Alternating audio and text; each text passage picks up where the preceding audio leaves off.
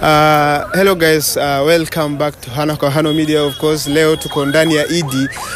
Tunawaletea marafiki tofauti. Tunataka kuwa gift kitu kadogo. Na sasa tuko na hii rafiki yangu hapa. Ni aje?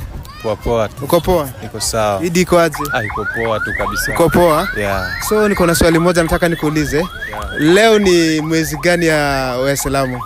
Mwezi wa Arafa. Ni mwezi gani? Yani tunataka kujua kwa Kiswahili. Mwezi wa 11 hivi. Tuko mwezi wa 11? Yeah. Waislamu? Yeah, Kiislamu. Yeah. Kwa Kiingereza unajua tuko mwezi gani? Kwa Kiingereza tuko mwezi wa 6. Mwezi wa 6? Yeah. So leo tuko sahi Muislamu tuko mwezi wa 11. Ndio.